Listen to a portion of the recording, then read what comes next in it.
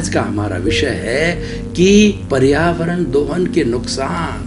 बहुत ही सुंदर विषय है कि सबसे पहले पर्यावरण किसे कहते हैं, इसको हमें बहुत अच्छी तरह से समझना है, क्योंकि पर्यावरण को अगर हमने समझ लिया तो इसका अर्थ ये है कि हमारा सारा वातावरण जिसके अंदर हम जीते हैं, जिसके अंदर हम अपना निवास करते हैं, हम ही नहीं पूरे 84 लाख जीवित प्राणी जो निवास करते हैं, उन सब के स्थान को पर्यावरण कहा जाता है।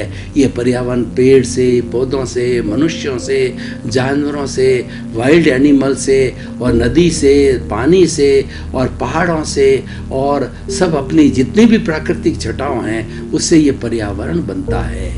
ये पर्यावरण अकेले व्यक्ति का नहीं है, ये किसी अकेले की बपोती नहीं है, ये तो सबके लिए बना है।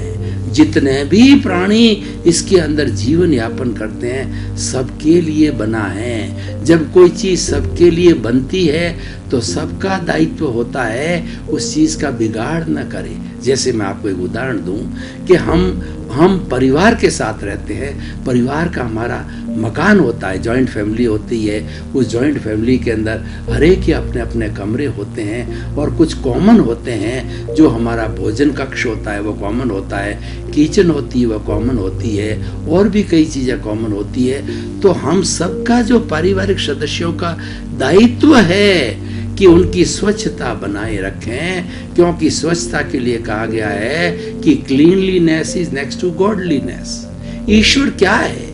स्वच्छता का नाम ही ईश्वर है, क्योंकि ईश्वर को स्वच्छता पसंद है। हम अगरबत्ती क्यों जलाते हैं, हम धूप क्यों जलाते हैं? देवता को प्रसन्न करने के लिए वो जलाते हैं, ताकि देवता हमारी मनोकामना पूरी करे, देवता हमको प्रसन्न रखे, देवता की हमारे पर कृपा बनी रहे। तो मैं कह रहा था कि हम एक समूह में रहते हैं, पूरे समूह का दायित्व है, एक एक व्यक्ति का दायित्व ये है कि जिस जगह हम रहते हैं उस जगह की हम साफ सफाई रखें। इसीलिए कहा गया है एक कुत्ता भी अपने स्थान को साफ करके बैठता है, उसका दायित्व है।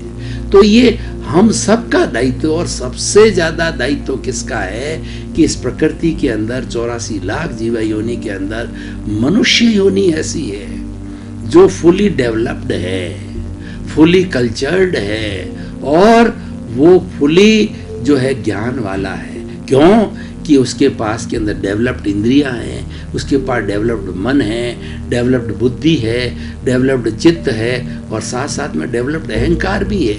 वही खराब कर रहा है। व्यक्ति को बिगाड़ने वाला, पर्यावरण को बिगाड़ने वाला, प्रकृति को बिगाड़ने वाला वो अहंकार है। अहंकार के सदस्य है क्रोध है, मान है, माया है और लोभ है। ये सारा मोह का जगत है। इस मोह के जगत के अंदर ये वट वृक्ष है, सारी बुराइयां राग द्वेष के अंदर है। एक तो अच्छाई का संसार होता है और एक बुराई का संसार होता है। मोह के अंदर हमारी भारतीय संस्कृति के अंदर 18 तरह के पापों का वर्णन किया गया है। प्राणाति पाप, मर्शावाद, अदत्ता दान, मैथुन, परिग्रह, क्रोध, मान, माया, लोभ, राग, द्वेष, कलह, अभ्याख्यान, वैशून्य, पर परिवाद, रति अर्थी, माया, मर्सा और मिथ्या दर्शन और शल्य पाप है। ये सारे जो है ये हमारे दोष है, ये हमारे पाप है, ये हमारे बुराइयां हैं।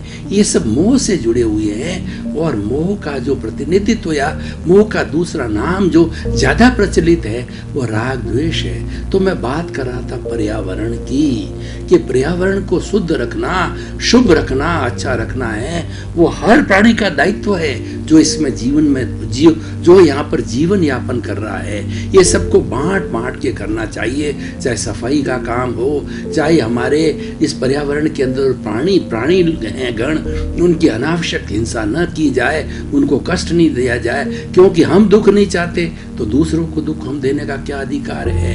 और हम सुख चाहते हैं तो आप दूसरों को सुख दीजिए। बिल्कुल, ये तो एकदम कुदरत का कानून है, ये सनातन सत्य है कि दुख देने से दुख होता है, सुख देने से सुख होता है। तो हम सुखी क्यों ना दें? हम दुखी नहीं होना चाहते, दूसरे को दुखी क्यों करें? तो ये सारी बातें पर्यावरण के साथ जीने वाले लोगों से संबंधित बताई। अब मैं ये आ रहा हूँ कि पर्यावरण का दोहन हो रहा है। पर्यावरण के दोहन का अर्थ यह है कि हमारा पर्यावरण जो 5 भूतों से बना हुआ है, पृथ्वी, जल, अग्नि, वायु और आकाश, एक एक का मैं बताना चाहूंगा कि किस तरीके से एक्सप्लॉइटेशन हो रहा है, ओवर एक्सप्लॉइटेशन हो रहा है। पर्यावरण का दोहन कौन कर रहा है? दूसरे जो प्राणी हैं, पशु हैं, पक्षी हैं, पेड़ हैं, पौधे हैं, वाइल्ड एनिमल है, वो बेचारे, उनका जो इतनी बुद्धि नहीं चलती। शेर होता है, वो जब भूखा होता है तभी शिकार करता है, और जब धापा हुआ होता है तो सोता रहता है, किसी की तरफ देखता ही नहीं। गाय जो होती है, जब भूखी होती है तभी वो घास खाती है, और भूखी नहीं हो उसके पास में कितना ही बढ़िया से बढ़िया आप घास रखो, वो उसका नहीं मुंह लगाती। इसी तरह से हमारे सारे पक्षी हैं, जब उनका पेट भर जाता है तो एक भी दाना अतिरिक्त नहीं लेते।